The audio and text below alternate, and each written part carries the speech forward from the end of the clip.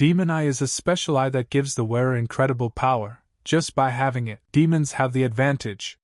Humans can harness very little of his power, but if they could use all of it, their nervous system would fail, leading to blindness, or even insanity. However, there was one exception.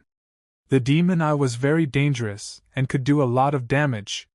One evening, the boy was attacked by a mugger. The robber didn't realize who he was attacking, while the guy just looked at him and laughed. The robber was wounded in this fight, but that wasn't the point. He screamed in pain when he saw the guy's eye, and he couldn't believe it. The guy used his eye to torture the robber, and after sucking out all his energy, he took out a crystal from his body. He put it in his mouth and began to lick the crystal covered with the guy's blood. But then a group of people ran into the room and asked in amazement what had happened. When they saw the guy, they asked him what he was doing here. The guy turned around and looked at them with his eye and put fear in their bodies. This guy was ruthless, leaving no survivors in his wake, turning them to stone. When he went down to the basement, he noticed people standing near the girl, who was suspended from the cross. The guy laughed, and used his eye to throw all the people to the ground. They didn't understand what happened and how. The guy ripped off the chains and caught the girl. The girl said in a quiet voice that Mr. Archive had done a good job. The girl remembered and asked if she had gotten the Demon Lord's crystal back. The boy smiled and said yes, all thanks to her. The girl was glad that she hadn't experienced all this for nothing. She said that the boy was the son of a great hero, the last loyal servant of the Demon Lord and the possessor of a demonic eye. On the day of the Human-Demon Peace Conference, there is a little monster hiding and crying in the Demon Queen's castle. While the Demon Queen swims in her own blood, asking the man, why did they do this and refuse to accept peace? The man asked her if she really thought such a world could exist, a world where demons and humans would hold hands. The Demon Queen, surprised to hear this, furiously unleashes her power, calling on the underground forces to help her win. Then she jumps towards the man, swinging her arm back to attack. But the man just smiles. Suddenly the lady on the back of the Demon Queen appears. She quickly looks around, but it's too late. The lady stabs her and arrogantly asks her what she thinks about it, and tells her that it costs them a lot of effort to find the poison. This poison that will affect the two of them. The Demon Queen coughs up blood from the poison, but the lady just tells her to. She can't believe that filthy creatures like her still dare to breathe. The Demon Queen grabs the lady's dress. The angry lady orders her to get her hands off and starts cutting her, screaming that she's a liar and dirty. A small monster, watching everything and crying. The man leaves the woman and tells her that the Demon Queen is immortal, so physical pain has little effect. The man said that in order to seal this thing, you have to torture it with all kinds of torture and drive its soul into a state of despair. The man said they'd have to work hard at it. The lady said the darkness must rot in the darkness. The little monster, shocked to hear this, knows he must save the Demon Queen. The Demon Queen looks up and sees a monster crying in front of her. And with a smile on her face, she calls him Archive and tells him to run away. Then one of the men grabs the queen, and the other smiles, pulling out his penknife. He says that if anything, she's no different from any other woman. Then the man rips her clothes off and screams that she can't do anything because of the poison, and now they can do anything to her. He quickly removes her clothes, exposing her inner body. The man excitedly tells her that her body is modest, and before, it was dangerous to approach just like that, but under the influence of poison, she's nothing to be taken advantage of. He descended on her and told her to get ready, for he would rape her until she was a will-less doll. Archive sees this and understands how the Demon Queen protected him, cared for him and loved him unconditionally. The little monster jumps to the lady to get to her belly, and when he touches the lady's belly, he starts throwing in something that shocks the lady. After he's done casting, he lies on the ground in exhaustion. The lady was furious, and with a wave of her hand she took his head off. She's screaming at him to get out of her way. The Demon Queen was shocked when she saw the head of her little monster. She screamed in pain and stood up to get to the Archive, but the man raised his sword and cut off her arm, causing her to fall to the ground, bleeding. The man says their blade has finally worked, and now they can begin to seal the queen. Even though she is injured, the Demon Queen is still reaching for the archivist's head, forcing herself to grab it. The man started laughing and said that the queen even feels something for her kin. She was broken by the death of a family member, a demon who took the lives of so many people. It's ridiculous to say that. A man tells her she must curse her own immortality, or be sealed in purgatory. Swinging his sword, he said, let her suffer in agony with this mutilated body, demon lord forever. The man smiles and laughs heartily, rejoicing in his victory. After all, now they will be calm. The lady looks at the decapitated body of that little monster, and says it's trash. The man said it was time for the sealing ritual. And we must begin it immediately. Some time passes, and a girl and a man are sitting in a room waiting for their child. They don't realize that the child inside her is absorbing something and turning into another species. Because of the blood parasite, it's a parasite known to find the nests of various species of birds. At the same time, he throws his eggs from other people's nests, laying his own to incubate. Demons absorb the soul of a human embryo and plant their own in its place. By forbidding technology, 6 years later, the boy has grown up and his mother calls him Elixir. The boy raises his head and looks at his mother, but deep down, he feels another life turning into a monster. He asked his mom what's wrong. The guy said his mother got his name wrong. His name is actually Archive. In a previous life, he was beheaded. Shortly before his death, he cast a spell of parasitism on one of the 8 heroes and became that woman's womb fetus. Parasitism was the only thing his magic power was good for. He was reborn as a human to bring back the demon lord. In fact, he became the son of a hated enemy. The child of a woman who humiliated a demon lord. The lord was everything in this world to him. With no father or mother, he didn't even know who he was. He was hatched from an egg too weak, so the demons rejected him, forcing him to live on human scraps. That's when he met her. The guys were torturing him when suddenly someone shouted at them. They turned around, got scared and ran away. The demon lord asked him who he was. It was the first time she had seen such a weak demon. She told him to raise his head, because she wanted to see his face. The girl asked him what his name was, but she got nothing in reply. Then she realized that he couldn't talk, and that's a problem. Then she suggested to him that maybe he would like to go with her. She picked him up, a demon who didn't even have a name, and whose life was worthless. Soon she brought him back to her house and put him in the right room. While watching him, she saw him reading and asked him if he liked it. After a little thought, she smiled loudly and said she wanted to call it the Archive. Exactly, like a book archive. Perfect for that book lover, yes. And that's where they stayed. Now it's called the Archive. The girl was talking to herself, telling him why she took him into the castle. But really, she just wanted to. She said she had no family of her own. She's been alone in this castle since she was born. All the other demons and humans have families. But even though her body looks like a human's, she can't conceive a child. No matter how hard she tries, she still can't start a family. That's probably the fate of a demon lord. His mother asked Elixir why he was standing still.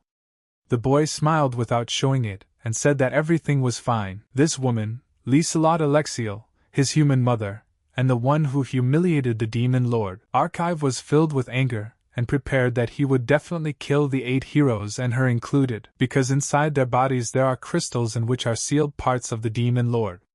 To kill the heroes and bring her back to life. His mission. But on the plus side, with his rebirth, he gained strength. As he was eating a tasty burger, his mother stopped him and told him he needed to eat vegetables. The demon eye is his weapon. And when she used it on her mother, she smiled and said she was wrong. His body is still weak and less effective on heroes. But even so, this female hero is easily influenced by the demonic eye. Because he is her son. The mother looked at the child and asked if it was good. In 6 years of human life, he has learned one thing. Their weakness is family. He has no problem killing this defenseless woman. He thinks a simple order to kill himself would be enough. But Cerudo Alexiel, a hero, a true warrior, and his father, remembering his words as he told the Lord that she was so vile that he didn't know what kind of man would want to seduce her, and began to abuse her face, telling other women and children to see her dirty, who were being killed and raped by his demons. He told her not to worry, even if she gets pregnant, they'll pull the fetus out by cutting her belly open, and he's ready to eat him right in front of her, just like they did to the rest of the people on Earth. Archive realized that he was still too weak to compete with this guy who had no feelings for his son. He is able to repel his magic with his spirit power alone, but the archive has prepared a plan to finish off even such a hero. Mother told Elixir that this was their father's way. He knew he would use this woman, the hero's lover, for his plan. And then his revenge would be served. That same night, the child's father shouted that he couldn't love the child. The girl asked him why he couldn't. After all, he always said he wanted a boy. The guy said that the child is not attached to him, does not laugh and almost does not talk. The girl said that the boy should just be more open. At that time, the boy was awake and standing by the door, listening to his parents arguing. The guy kept saying he was trying to be a father, but those eyes. That boy is anything but human. He gets goosebumps just looking at him. The girl got angry and said that he was their child. The guy turned away and began to mutter that the child did not go in him neither hair color, nor appearance, and his eyes like demons. The girl heard these words and was angry. The guy felt her start to breathe and said he didn't mean it. The girl said how could he think such nonsense? He thinks she sinned with a demon? The girl turned away from him and started crying. The guy realized his guilt and tried to calm Lisa down. The girl leaving the room said that the demon is here. Only him. In the hallway she met a little boy. He asked his mother what happened. Lisa hugged him tightly and told him they had to go to their room and apologized, saying it was okay. The boy asked her if he and his father had a fight over it. Lisa said it was nothing like that. Elixir is our child and she is proud of him. The father just needs to get to know him better.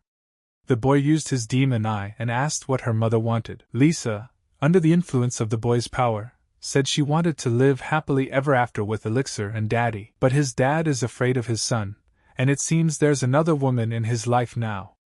Archie said his mom just wants him to love her, right? Lisa said yes, she wants their daddy to love her. As a wife and as a woman. Archie said he'll give her what she wants. Archie says he will love her, and then she will see him coming towards her. But in her eyes he changes his appearance, and enters her body. A moment later she is already lying on the bed and moaning. The archive looks at her, and realizes how disgusting people are. He was able to make Liselot see Saruto instead of him. The illusion of the demon eye came in handy. True, its effect is short-lived. The question is how to show Saruto in Liselot's eyes. The archive has come up with an idea to turn Saruto into a demon, and show Lisa his natural appearance. A moment later, he was sleeping peacefully in bed when Saruto entered his room with a sharp dagger in his hands. Saruto raised his dagger to pierce him. Lisa jumped out from around the corner, and blocked the sword attack with her sword. Just in time, she called Saruto a vile demon, and asked how dare he hurt her favorite child. Saruto shouted at her that the boy was manipulating her, but she told him to shut up and quickly attacked him. Luckily, Saruto blocked her attack, and insisted that the baby wasn't theirs. Liz screamed at him, called him a filthy demon, and told him to shut up. Lisa told Elixir to run away, which he did. Smiling a few moments later, he was laughing under the full moon. He thought as he looked at the moon, how ugly and weak are those who have the power to destroy demons. Raising his hands to the sky, he told his lord to look at such a sight and laugh too. After all, even though he had no power, he had still successfully carried out the first revenge. He asked the Lord to watch him further. She can rest assured, he will bring vengeance to all the heroes who took her from him. But then Saruto came and saw what was really going on. The boy turned around surprised and said that Saruto had survived after all. He had expected the opposite. Saruto told him not to let the monster underestimate him. Lisa's just out of it.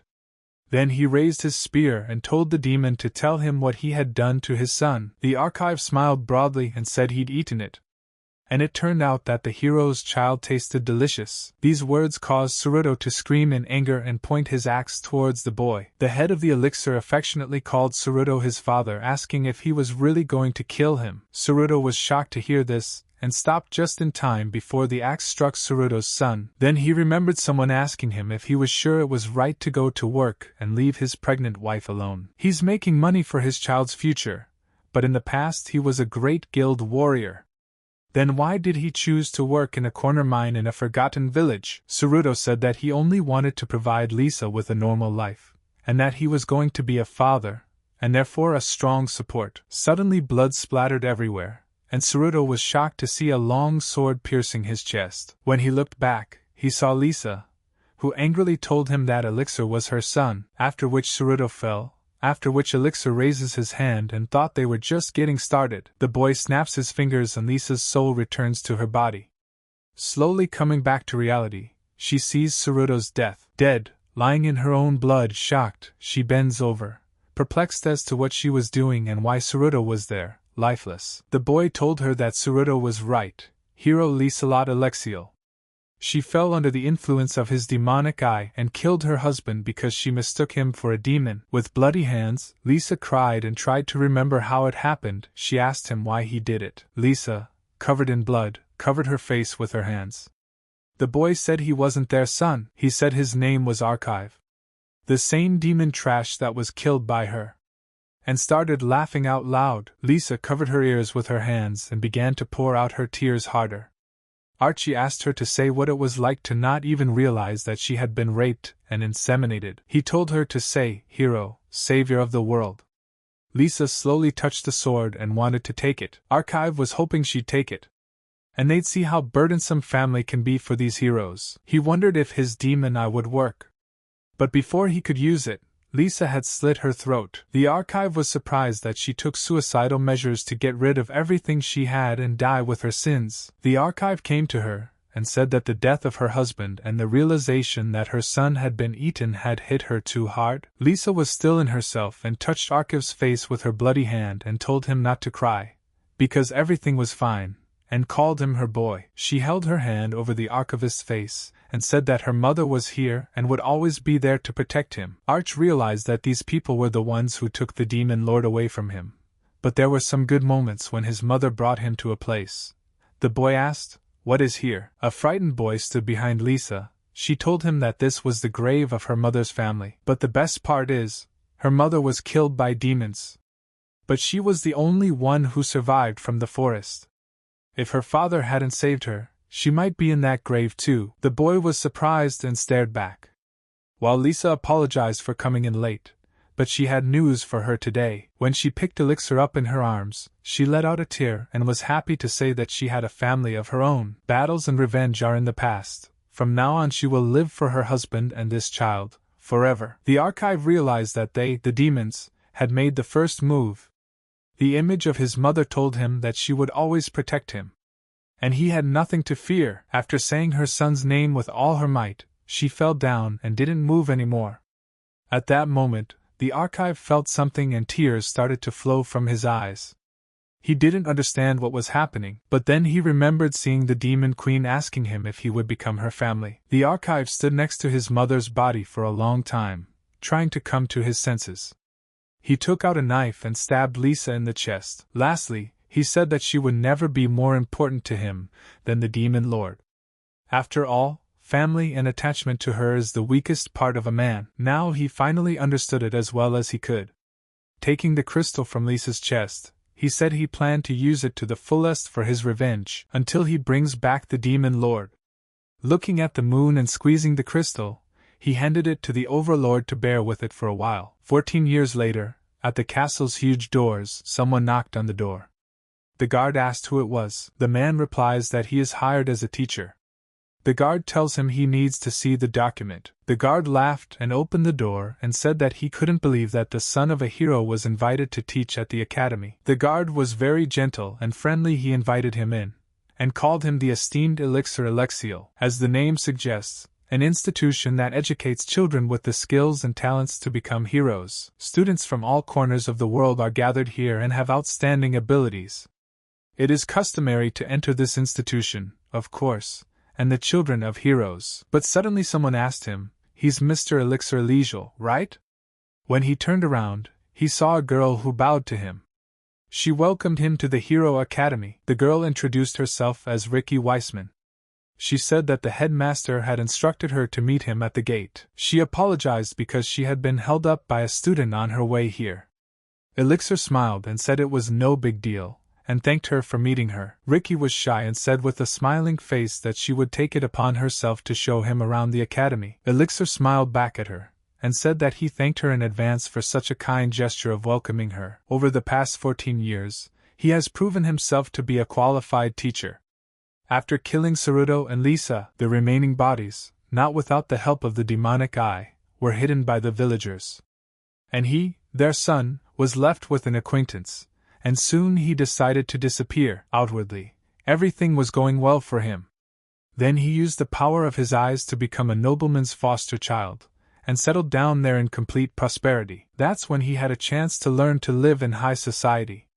You could say he was having a quiet human day, but still he did not want to surrender to the peace that the humans enjoyed.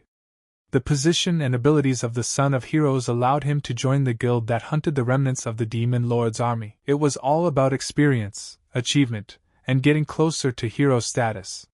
He didn't hesitate to kill demons like himself. By siding with the humans, he was willing to do anything, because he is ready to return the demon lord at any cost. Then, using his full flame, he killed and burned many demons. However, one of the demons survived the flames and jumped towards him to attack. Fortunately, he used his demonic power in time, causing the demon to stop right in front of him. After realizing the power, he couldn't believe that it was the demon eye he had taken out earlier. The guy took out a sword from his inventory. He clutched it tightly and walked closer to the immobilized demon, then chopped it in half. Recognizing him as the same demon, he asked why the demon's body had fallen to pieces, and he watched as other demons and humans burned alive around him. Through long training and battles, he finally realized one thing. His strength was not enough. He knew that the 8 heroes were capable of destroying fortresses with a single attack, and their attacks were as fast and fierce as lightning, even capable of making stars fall. Realizing how far he still had to go, he decided to change his plan, because he already had his pedigree and accomplishments. So the only thing he needed was to climb the ladder in this world, and he knew it was only a matter of time. When the regular army contacted him, he remembered the old man saying that someone with his skills could even be appointed as the commander of a knight order. His father asked him if he wanted to take a high position in the army. He looked at the old man and said he did, but not to be impertinent, but he had a preference of where he wanted to be sent. Mr. told him to just voice it, and then they'll see. Maybe he can arrange it. He said he always wanted to be a teacher. But he came to this academy for one purpose. Coming to the academy meant brainwashing the heroes' children and turning them into their palms. He looked into their eyes, making them line up respectfully, thinking of fear, certification, clairvoyance, spells and second sight. He decided to use all his skills with his demonic eyes to seduce these young minds. But suddenly a disciple bumped into him and fell to the floor. At the time, he silently vowed to make the heroes taste despair while their favorite children were being killed. In the dream the lady agreed, but then he noticed some bright, shining power in her, which surprised him. She reminded him of the man who basically humiliated the demon queen. The girl thanked him for his help and apologized. He watched the lady run away and asked Rick who she was.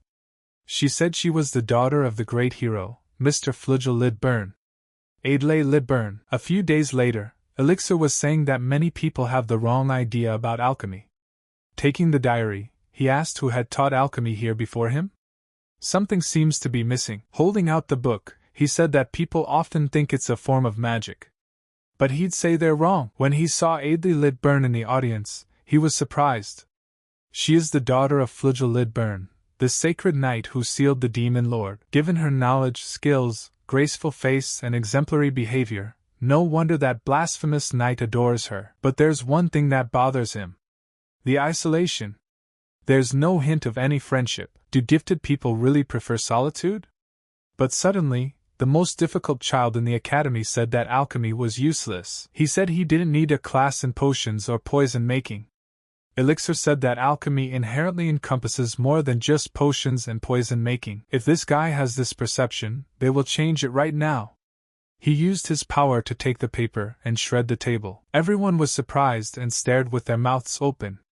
Elixir said that he only increased the density of the paper, causing it to vibrate under the influence of the electric current. But even that's enough to turn an ordinary leaf into a razor-sharp blade. Understanding the composition of substances and enhancing their quality by acting on them.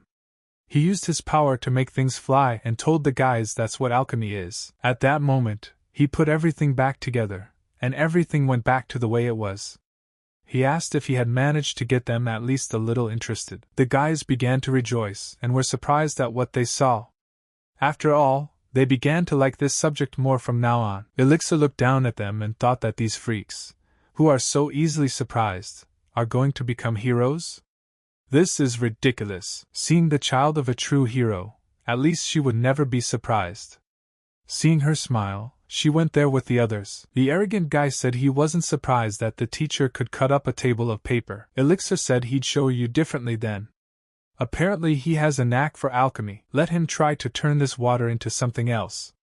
The boy stood up and said with a smile that he would. He reached over the flask and used his eyes to enchant it, and it turned into the color of fire. He asked the teacher how he felt, but then the water in the flask evaporated. The teacher said he asked to turn the water into something else. The guy said he boiled it. The elixir covered his eyes with his hand and said it was still water. And besides, instead of alchemy, he used enchantment. Elixir enchanted his eyes and said that it's worth noting. The guy's eyes are pretty good. Elixir said that he clearly has the ability. He just needs to develop it. He told the guys that they laughed at the classmate, but maybe they will try to do it themselves. With the help of his eye, he told the guys to raise their hands who are not afraid to hit the dirt. Elixir saw these people who demonstrate ability but don't become an object of adoration, keep their distance but don't cause hatred. It's a balance that teachers need to keep. He pointed his finger and asked Adlay to come to the table. The girl was surprised and confused. The teacher said he had heard that she had an excellent academic record, so she couldn't do it. Adlay gathered her strength and walked over to the flask and began to take the power of sublimation. The teacher was surprised to see her using the method of the high-ranked alchemists. But then, something began to happen and the teacher did not understand and thought it strange. But then he turned on his demonic eye insight. Seeing all this and how she blushed, he was confused and realized that this girl is burning with excitement. Adlay said she had finished the process. The guy picked it up, examined it carefully under the table light and smashed it on the table. When he broke it, he was surprised to see it come to life and the water turned into a potion. The teacher laughed and said it was a growth potion. It can take an alchemist 3 days to create one, and the heat is not all over the body, but concentrated in one area, probably a congenital magical anomaly.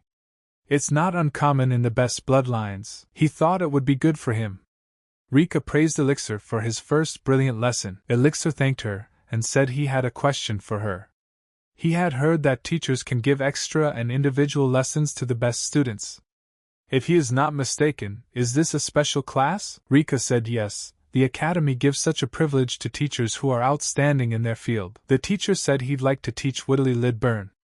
Rika's okay with his opinion, right? Elixir said she was a promising student who could excel in the field of alchemy, and he couldn't let her go. Rika said that the decision about special classes is made at the selection meeting, so we need to decide that. Elixir was surprised to hear about the tryouts.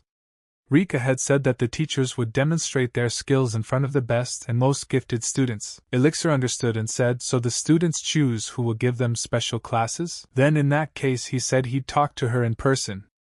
But he saw some blonde guy trying to talk to her. Rika said that, to be honest, Adlay's father insisted that she be taught by Mr. Vish's Bangar.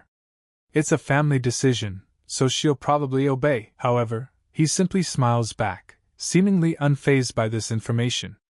Later, in the backyard of the academy, he lazily looked at the students. These girls were happily chatting away, and when they notice her, she immediately turns to leave. Suddenly, someone asks her if her condition is the reason she likes being alone. She looked back and was shocked to see Elixir peacefully reading on a bench. She froze, leaving her gaze on him.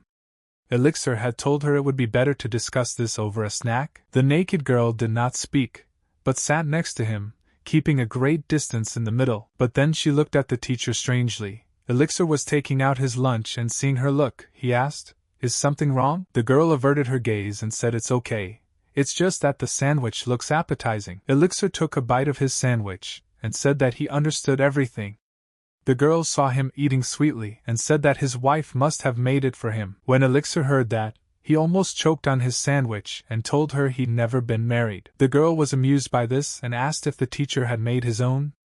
Elixir said yes. It looked like the girl wanted to try his sandwich too, so Elixir asked her if she wanted one. Elixir opened a basket of sandwiches and told her to take whatever she liked and not to be shy. But then they both reached out to grab the same sandwich, and their hands touched. Elixir grabbed the sandwich and took a bite, telling her to eat the meat, because children need it. The girl was not happy and stared at him, because he told her to choose which one she liked. When she took a bite of the sandwich, she was surprised by the taste and said that the teacher's hands were golden. Elixir was not ashamed of anything and asked her directly if her arousal had passed. The girl looked at him and froze, sandwich in hand. Elixir said he was surprised. He didn't expect that there were students who felt lust in public. The girl squeezed her legs and asked how he knew about it. Elixir lowered his head and said that he was a teacher, so it wasn't hard for him to notice. He thought and began to worry that she would satisfy herself right in the classroom, in front of everyone. Elixir said that she didn't need to be ashamed. It's a kind of magical anomaly. When a person has strong abilities, they get excited when using them, and there's no cure for this deviation. If it's left like this, her future is doomed. The girl asked him not to tell anyone about it. Elixir moved sharply closer to her, and put his hand near her face, asking how she would act if he said he could help her overcome this peculiarity. The elixir came closer and closer to her, while sweat was running down the girl from her excitement. The girl said that the teacher himself said that she was not cured. The elixir looked at her, and said that he was still offering to overcome. There was no mention of a cure. At this point she cried loudly, and said that she had been trying to manage on her own all this time. She wiped away her tears and asked Elixir how he was going to help if he didn't even know her. Elixir's conditions are that she should choose him at the selection meeting, then she'll see. After all, the teacher recommended by the parents will inevitably see the symptoms and tell her father first. The girl was frightened and said it would be the end. Elixir stroked her face and told her not to panic. He can help her free herself from her discomfort after all. She just has to choose him, that's all. The next day, many people gathered in the magic arena, including the teachers themselves. The presenter said that the assembly is about special classes. Teachers will demonstrate their qualifications and then the students will choose their favorite. But the chosen teacher takes the student as his follower, and mentors him individually for 1 year. Evaluators were looking at the student sheets and a girl in a fancy dress said that this year there are not many good students. Grandpa sat dejected and wiped his sweat, saying that with the end of the war came peace, so over the years the quality has fallen, although nuggets like her continue to meet. The girl opened the sheets and saw the girl Adlay Lithburn, who is the daughter of the great hero, Mr. Flugel. After reading her resume, she said she was impressed. She is sure that her father advised her to choose the right teacher. This very teacher was showing off in the arena, using his flamestorm skills. Grandpa said that Master Vicious specializes in magical swordsmanship. Based on his background and skills, it was already decided to assign 2 students to him. More importantly, Mr. Liburn, who favored teacher Bangar, donated a large sum of money to the academy. The girl asked the principal who the guy with the dark hair was. The principal told her that since she was away, she hadn't seen him yet. This guy Alexiel, alchemy teacher, took over just the other day. Alexiel asked surprisingly, he is the son of a retired hero. He has an ancestry, and has accomplished much himself, but he specializes in simple alchemy. The headmaster said that alchemy was clearly not something the hero's daughter should spend her time on. The girl told the headmaster that, as expected, Teacher Bangar was the best candidate to mentor Lady Lithburn. Elixir walked into the arena and wondered when he saw the people, why is the academy wasting time with all the teachers? He looked at the blonde and crossed his eyes with him, because they could have just given the students a form with about 3 options, and that would have been the end of it. The blonde came over and said that he didn't know if it was tradition or not, but the outcome was a foregone conclusion. He asked Elixir if he thought so too. Elixir wasn't paying attention to him. He was interested in the girl who was looking at him from the top of the arena. He said he completely agreed with the blonde. Ricky said it was time for Lady Adlay Lithburn to choose a mentor. She thought long and hard about her choice. She was faced with a difficult choice, but after looking into Elixir's eyes she said that she wanted to choose Elixir's teacher Alexiel. The blonde man was very angry when he heard that answer, and he couldn't find a place to sit, because he couldn't believe it. The blonde guy told her she'd said differently before, because he was recommended to her by her father. He told her the academy, he's one of the 8 heroes. She's gonna ignore his offer? The old man told the principal that the academy could do Bangar a favor. The girl asked him if he thought so. She said that if they didn't intervene, they'd be at a disadvantage. And Lady Adlay is from her father too, isn't she? Elixir wondered if the speech about the disciple having the final say wasn't entirely true. He felt like he had to take a risk and use the demon eye. The principal said they'd do it. Why don't the two of them decide who's worthier in a fight? Blondie was surprised when he heard her say that there would be a fight. The principal laughed and said there would be a fight, and the winner will take Adlay under his wing. So they turned against each other, and Elixir said the director had a good idea. The principal said that it was forbidden to use deadly advanced magic and techniques, but otherwise there were no rules. However, they are both teachers, so even in a fight, still have respect for each other. The old man was puzzled by her words and told the principal that the Ministry of Education would not approve the duel at the traditional selection meeting. The principal smiled and said, "Wouldn't it be better to show a visual fight between teachers as part of education?" Elixir realized that dueling was a convenient option, but he couldn't use his eyes. He can feel that woman's eyes on him. But suddenly someone told him he was the son of a famous hero couple. It was a blonde guy who said he was so young. Did he even have to serve in the army? Elixir calmly said that he was a member of a guild that suppressed the remnants of demons. Blondin laughed at him and said that compared to suppressing the remnants, he had participated in a great war. Of course he doesn't remember how many demons he killed, but he was about 13 at the time, and the number of demons that were pacified was over 1,000. Elixir showed him the flask and said if that's the case, then let the blonde be gentle with him, since he's such a great warrior. The guy didn't choose to teach alchemy because he thinks he's unrivaled at it. It's conveniently simple and unassuming. In addition, she has a great resemblance to the demon eye, only in the current situation, she can't use it. He doesn't care, he can fight even without it. The blonde took the attack on himself and said that the alchemical smoke screen was a half measure that wouldn't save him, telling him this was ridiculous. Then the blonde used his fire spear skill and attacked him with it, but Elixir easily blocked it. The blonde man was shocked. The old man asked, "What just happened? Was it alchemy too?" The principal said no, it was a magic strike.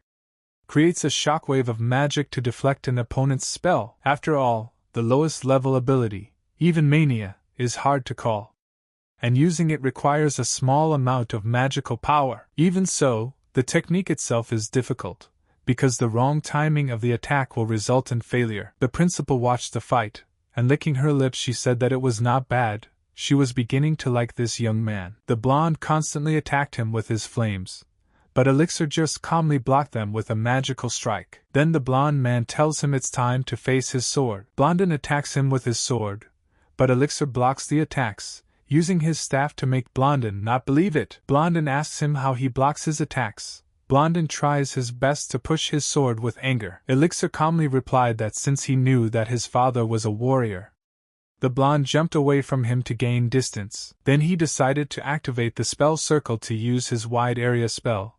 However, his circle slowly disappeared, leaving him in shock and panic. The blonde man began to ask what had happened and why his flame had disappeared.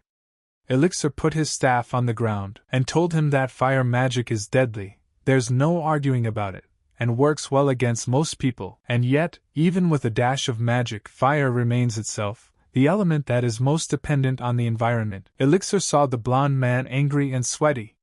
He said he advised him to move less or he would pass out from lack of oxygen. The blonde man choked, and you could see in his eyes that he was very angry and said it was impossible. Elixir said that oxygen is needed for combustion.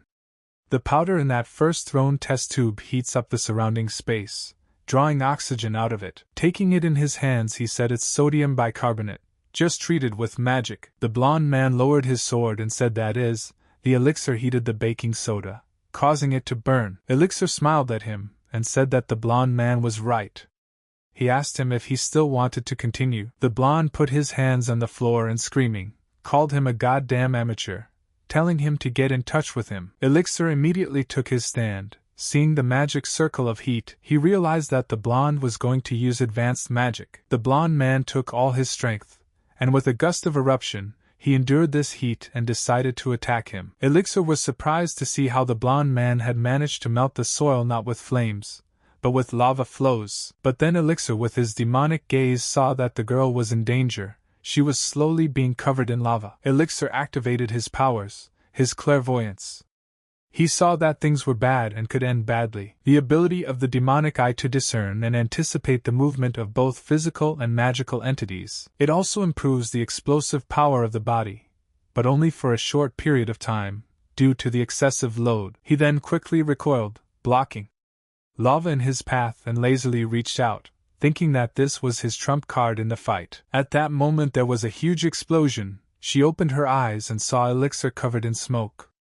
Elixir asked her if she was okay. He picked up the girl and hugged her tightly and took her under his wing, protecting her with his body and abilities. Elixir got tired of it all and said he'd do it again. Does Blondie want to keep going? The next beautiful morning Elixir went out the window, sipped his warm tea, and rejoiced in his life. But then he remembered how he had been called a fool, and his clairvoyance would never help him in battle. After all, activating the demonic eye in the presence of higher officials is extremely rash. It only spoiled the humble victory. But then he didn't like the tea and started pouring it on the ground, making him frown. Clairvoyance is the ability of the demonic eye, which is also available to humans.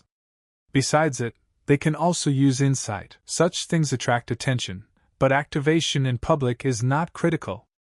Fossilization, captivity, and intimidation are unique to demons. It's not a good idea to resort to them in public places. There are more abilities, but the rest are forbidden. Anyway, showing the demon eye to the principal was a mistake. He hoped she didn't pay attention. He thought he should be more careful from now on. But suddenly someone knocked on his door. It was the girl who asked if she could come in.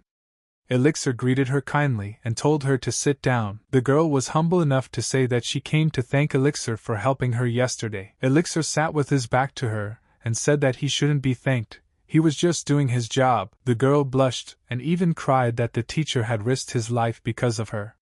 She was very sorry for what had happened. Elixir stood up and told her not to apologize if it was never her fault, and called her stupid. Elixir looked at her and said he was glad she wasn't hurt, and now she could sit down. When he took out her report card, he said that her grades were lower and almost none, but in principle she had excellent grades. Elixir said it was time to move on to her arousal. And since when did she start showing it? Hearing such a question, the girl blushed in embarrassment. Elixir said that he knew her situation. Stop reacting like that every time. It was starting to annoy him. And finally, through tears, she decided to talk, and she said that she had it when she was 8. Elixir asked if anyone else knew. The girl lowered her head and said no one. She didn't dare tell anyone. Elixir said that she had definitely used magic in the past, and more than once. How did she cope then? The girl clutched her knees and couldn't say anything. Elixir got angry and said that he was listening carefully. He could tell everything. The girl dared to say that initially she was patient, and then at recess and after class, she would go to the bathroom, or when she couldn't hold on without being seen, she'd do it under the desk. She started crying in shame and said she hated it. She's just tired of it all. She can't make friends because of her disability, and boys always look at her weird. Every time she has to use magic, it's like she's going crazy. I just can't take it anymore. Elixir took his hand and wiped away the tears that were streaming from her eyes. He told her not to worry. After all, she had chosen his mentor. He would help her cope. The girl was surprised and asked him if it was true. And how could he help her? Elixir said that he would tell her everything, and the method is very simple. This magical absorption crystal, as the name suggests, it absorbs and stores magical energy. It's a great joke for practicing with magic release. It doesn't get destroyed when absorbing large amounts of it. From now on, she has to release energy until it's broken. The girl said she can't do that. Elixir said he's not forcing her. She has to decide for herself first. And the offer was only made because he was interested in her rare anomaly. He gives her a pattern and she overcomes it. A coincidence of interests, nothing more. And so she will want to or not. The girl hesitated for a long time and finally said that she would try it. When she put her hands on the ball, something started to happen. The magic began to cover her, and because of all her strength, she didn't give up. Elixir watched all this and was silent. He realized that it was astonishing, because he had never seen the release of such amounts of energy. She is the daughter of a hero for a reason, and the magical attribute of Snow White.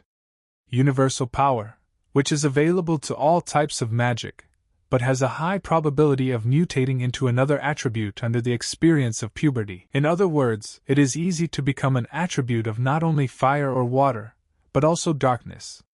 If it is nurtured, then along with the demon I will even kill it. But then something strange started happening. Water started dripping out of her.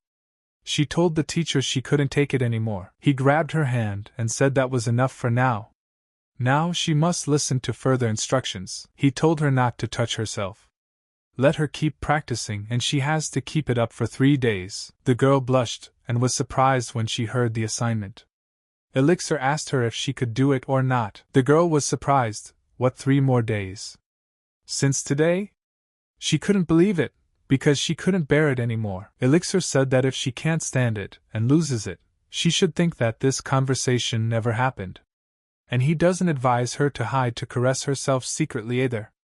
He'll know everything from the look in her eyes anyway. And now she can go back to her class, said Elixir. And they'll continue at the same time tomorrow. Elixir knew the girl wasn't aware of it, and understandably so. Her deviation isn't really a disadvantage.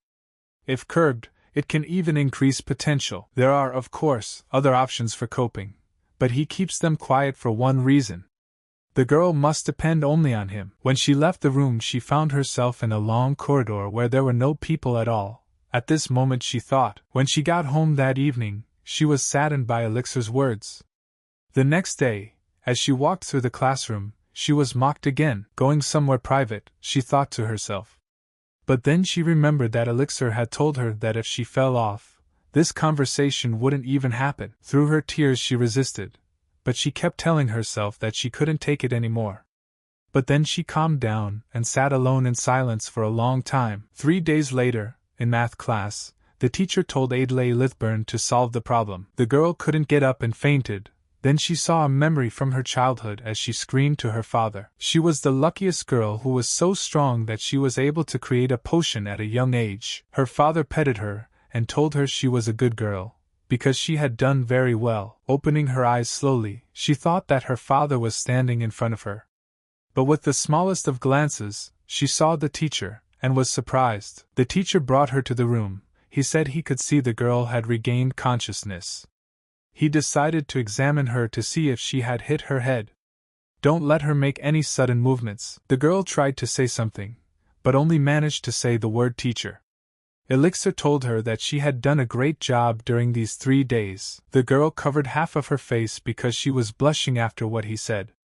Elixir poured her a glass of water and told her that she could move now. And tomorrow they will repeat the procedure again to strengthen her stamina. Adlay asked if she continued, would the anomaly be cured in time? The elixir told her no, it won't go away, but she'll get used to it, gradually increasing the intervals. One day she'll be able to live a normal life, he promises her. She will have to make a lot of effort, but will she be able to keep it up? Elixir asked. The girl didn't say anything, but the teacher praised her and patted her. He told her that these days must have been painful. Adlay looked at him and said nothing. He said he'd stand outside so no one comes in. And she can go ahead and do it. Closing the curtains, the girl began to seduce herself and touching her body. She was over the moon. The elixir detected the time and said that the moderate power of capturing the demonic eye only temporarily freed from self-control and shame. Full power is enough to render you unconscious. But then there's no deep compulsion, and he wants to indoctrinate this girl to be dependent on him, so that she can't satisfy her arousal without him. Let her dive headfirst into pleasure, hero's daughter. After a few days, she sat quietly in class and listened. Since the last time, she has kept it up for 5 days. She's hot all over her body, and she wants to touch it right now, but it's weird that she can resist. Also, it felt so good to do it in the infirmary. She had been waiting for this moment for a long time, and when she arrived at the infirmary, she started the massage, but asked the teacher to hold her hand. Elixir put his hand on the other side of the infirmary, and the girl told him to get closer and closer to her. But then Elixir's devil sense woke up and he realized that Flugel's daughter now belongs to him, completely. After that, Elixir immediately ran to wash his hands from her drool. He wondered why the human libido was so insatiable and disgusting. He tried to calm himself down. He'd used women before, but this little girl was no different. He had to touch her hand, but it didn't matter. It was for the demon lord. But then she asked for his hand again. He held out his hand again, and he thought, what is he thinking? You can't give in to people's lust anymore. But then he saw some guy grab her arm. The girl screamed in pain and told him to let him go. He said it was the girl's own fault she smelled like that. He always liked her, she shouldn't be afraid, he'll treat her nicely. But then the guy tried to touch the girl's chest as Elixir grabbed his arm and almost broke it. But then he noticed that the guy's eyes were clouded. He's being tempted, but it's not the effect of the demonic eye. But in that case, it's clear to him now. He realized why his mind was in such chaos. The boy didn't like the gesture, and jumped on the teacher, telling him not to interfere, because this woman was his. Elixir used his eye and saw that this boy had lost all fear. This girl belongs to him. But then the guy's eye became brighter, and the guy saw the anger in his eyes, then apologized and started running. Did the elixir tell the girl that she hid something else from him? The girl realized that she had to confess everything. Coming to the teacher's office, the girl said that the anomaly affects not only her. When she uses magic, it also deprives men of reason, if they are near, even those who do not want to. Her presence alone makes such. Elixir said it means she shuns people to avoid arousing their lust. She lowered her head and said that she couldn't be friends with any other girls because their boyfriends would fall under the influence of her anomaly and break off the relationship. Even the male teachers were involved several times. And the saddest was when she went to visit a girl she had made friends with. She was almost attacked by her father after her parents divorced. That girl hated her until she went to that academy. The girl said she seduced her father. It was the worst thing that ever happened to her. Despite her natural differences, the demon lord was the same.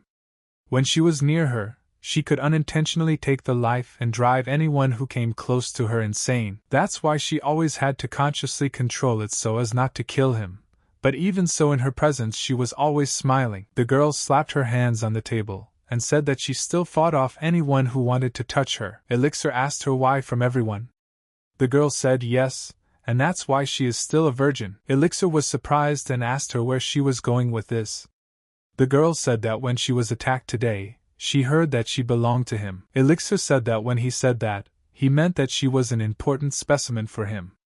When she heard the words important, the girl blushed and was embarrassed. Elixir watched her and saw that aloofness was fine, but seduction. Should we deal with this problem before other students or teachers attack? Adlay said she heard that he's also a hero's baby, like her. And who exactly are his parents? Elixir lowered his head and said that they disappeared when he was still a child.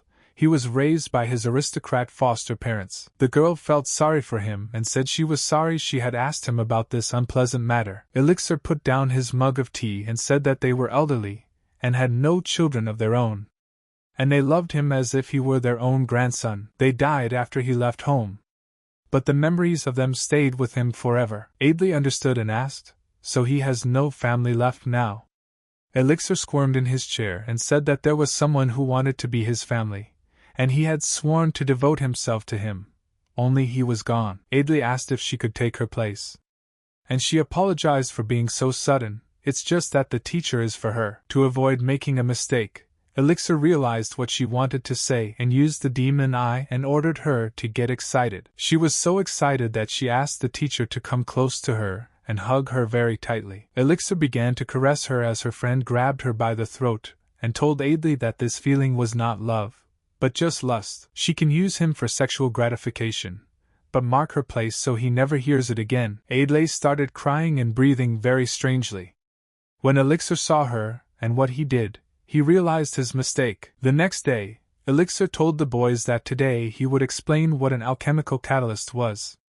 But first of all, a catalyst. But then he thought about it and didn't realize what was happening to him. Everything would have gone according to plan. He just had to support Adlay. The chalk in his hands broke from the anger he was drawing on the blackboard. After all, he had ingratiated himself to people, become with women for the sake of his career, even tolerate the killing of his own kind. But here he remembered how the girl asked him to take the place of that man. Elixir wondered if she could take the demon lord's place. As he was leaving class, Adlay caught up with him and stopped him. Elixir stopped and asked why she was chasing him. Adlay let out a tear and said she wanted to apologize. She has very vague memories of having done something because of her anomaly. Elixir saw that she didn't remember him strangling her a couple hours ago. Using captivity? That's on him. But why is the girl pissing him off? Elixir waved his hand and said she had nothing to apologize for. Special lesson after lunch. Let her go back to class. Adlay said that she didn't tell him about how her anomaly affects others because she didn't want to be rejected by him. Only her teacher wouldn't leave her side. Can she continue to just be around him? He may not touch her. It doesn't matter. She tried to touch him, and said he was the only one who could help her. Elixir saw a memory from the past as the Demon Queen was dying, saying she loved him very much. Elixir didn't say anything and started walking away. The girl said that even if it was just in dreams, she was still very happy that the teacher would get to know her better and try to help her. Elixir said not to misunderstand him. He doesn't reject her and doesn't mind touching her. But he doesn't want her to run after him like that. Like he said, they have a special class in the afternoon.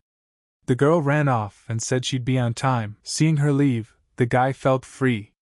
Just drowned further dependence on him for the Demon Lord. After 1 month, Adlay was getting more and more practiced and trying to control her powers and needs. Seeing her improvements, Elixir told her to now convert her magic power into a spell.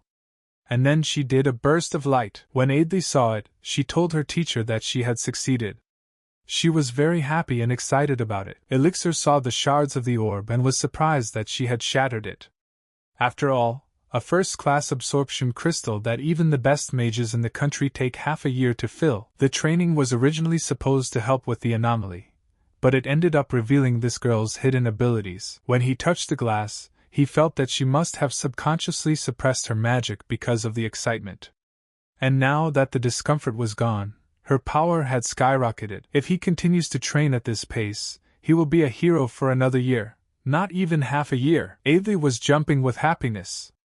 Elixir put his hand on her head and told her that she had done a good job. Adlay started laughing loudly and said she was very ticklish. She has had it for 10 days and even now she feels good. It's because the teacher praises her and strokes her, isn't it? Elixir said he was ready to not only pet her, but to lend a hand when she needed it. Adlay thanked him for it, but because it would not be only hands-on, the teacher himself would be involved. Elixir realized it was time to take action. He asked her if she wanted to go out with her teacher tonight. He was ready to eat that girl. The next day they went to the academy town. Adlay was happy and said it was crowded, just like a festival. She said that today is the anniversary of the defeat of what she believes to be the 12th Demon Lord. Their fathers killed the 13th generation Lord on this day. So the previous one was the 12th. The elixir said that even if he loses his life, the Demon Lord still returns to it. And his power level increases each time, Eileen said, but the time it takes to revive also becomes longer? But it took 150 bodies for the new one to appear. Until the next 180, this is the time mankind can live in peace, said the girl. However, that's only true if the Demon Lord is eradicated, not powered up. The heroes resorted to sealing because they couldn't kill his favorite Demon Lord. She was born immortal in the 13th generation. Disclosing this fact would encourage the Overlord's army to continue the grueling war to break the seal. To avoid such a development, the heroes lie about eradication, though in reality they have secretly sealed parts of the Demon Lord in their own bodies. The 8 heroes performed the ritual on their own, and no one knows about it but him and them. The crystal sealed by Ceruto and Lieselot is now in his body. Elixir told her that he was hungry, and holding out his hand, he offered her a walk through the stalls. Adlay also extended her hand and said she'd love to walk with him. And a nice meal. Adlay walked through the counters like a little girl. Every delicious and interesting thing made her very happy. It was already evening, and the boys were walking home together. Elixir apologized and said that he was rarely in the town, and now they were lost. Adlay smiled and hugged him, saying that it was no big deal. The main thing was that they could go out together. But suddenly he saw strange people who shot a beam of light right at them. But Elixir was able to react and stop in time. He asked them who they were. Elixir took Adlyn with him and told her to stay behind him and try not to get in the way. But then a guy opened his hood and said, "Adlay lid burn." When the girl saw him, she said it was a demon. Elixir knew that it was the hero Flugel who had destroyed his hometown. And now it was time for his revenge. Demon showed his true face and said that they are only interested in the girl, and this half-elf. It is better not to interfere. Here comes the fight between them. Elixir had to stand up for this beautiful hero girl. The demon's men launched their shadow arrows. Elixir didn't have time to react, and had to take the hit, but suddenly drops of blood began to fall to the ground. Elixir turned around and saw that there was no wound on him, but he was bleeding. The Blood Wind's ability to suck the blood of those who come close to him. There's a demon of high rank here. In close combat, it only takes 30 seconds to completely dry up. He's no problem on his own. Adlay told him he was bleeding. Elixir shook the dust off his clothes and said it was nothing. He told Adlay to listen to him and asked if she could distract them for 20 seconds. Adlay listened to him and used her bright light magic. The attackers' gazes were immediately diverted to her, but she couldn't think that her magic had increased so much, and pulled the seal of light out of the ground. She didn't want to stop there, and with her attack she said she would protect him from the villains. The rays of light struck the villain. Her powers were so strong that she surrounded him with chains of light. The girl's strength has increased a lot and her fighting strength was very unique. She had been training for this for the past 2 months. The demon told the girl that she's the bloodline of 8 heroes. And she's their bloody enemy who must be killed. But then Elixir entered the battle, and while attacking, he set up his sword, and pierced through the demon's chest. This demon immediately saw something incredible in the guy, and said that his demon eye was something incredible. Elixir thanked him for falling for the information he passed on, and they gave his pawn a chance to get some real experience. Elixir looked at them and smiled, saying that they had done a great job. His most precious tribesmen. Elixir looked at Adlay and asked if she was hurt, but she opened her mouth and said she couldn't take it anymore. At this point, she began to beg the teacher to let her do it, but he had to give her a hug first. They got to the bed, and their clothes came off in a second, and they started making each other feel good. But suddenly he stopped and asked her why she was crying. Adlay said she was happy to be in control with another man. Because of her peculiarity, she was always alone, but her teacher accepted her. He was able to create that bond. But then the archive saw a memory of the demon queen burning down the entire city. But then she heard strange noises. Looking around, she saw a baby in a basket. She picked him up and said he was a sweet, affectionate baby and let him snuggle up to his mommy's breast. But then, something happened and the baby in the arms of the demon queen began to disappear. She did not understand what was happening. She began to wonder why she was alone. Why is she the demon lord? And started crying with grief. But then the archive saw her and reached out his hand. But when he came to his senses he saw Adlay in front of him. When he woke up at night, he saw her next to him, and started to think he'd slept with the hero's daughter. He realized how it happened. He just imagined a demon lord in her place. But then a hand touched him. Adlay stood naked in front of him and asked if he was having a nightmare. Elixir told her to go back to sleep and ignore it. It was the beginning of the 5th night. She said she had to get back to the dormitory before dawn, and took the guy and kissed him hard. After licking him, she apologized and said that he had said not to ask for such a thing. But could he let her into the corner of his heart? I wish he'd let her hold his hand when he has another nightmare. She'd do anything for him. Elixir took his hand away and told her not to flirt with adults. Adlay took it and held it to her chest. Elixir said she was getting too carried away. He wasn't a child. He remembered the demon queen telling him to hold the baby against his mother's breast. She told him that everything was fine and she was there for him. Of all the lullabies, only this girl is worthy of him. Elixir got up first thing in the morning and saw Adlay next to him. But then he used his eye and started stroking her. But then he realized he'd made a mistake, and used his demon eye, incubus. This demonic-looking incubus dot allows you to penetrate a person's dreams and find their memories of the past. He needs to find out more about Adlay and understand how her life has gone and what she does. That's when he entered her memories from her childhood. Little Adlay asked him who he was. Elixir told her not to be afraid. He was asked to come by her father. The girl was surprised and very happy to hear about her father. Elixir said he wanted her to tell him about herself. The girl agreed and said she would tell him. The girl said her name was Adlay Lithburn, one of her father's many children. The siblings were divided in two. The boys that went into it, and the girls with their mother's genes predominating. She's got one father, but she's got, like, a lot of mothers. And all through her childhood, she got the cries of her mothers. Living in an institution was not easy, but if she tried hard enough, her father would pat her on the head, so that despite any pain, it could be tolerated. Elixir asked what the institution was. She said that at first there were about 50 brothers and sisters, but day by day there were fewer. One day she walked into a room and saw her brother, and when she asked the caretakers about them, she was told it was only because of the weak blood. Before she knew it, there were only 3 children left with her. The ones with weak blood were discarded, leaving only the pure bloods. She said she overheard the caretakers talking once.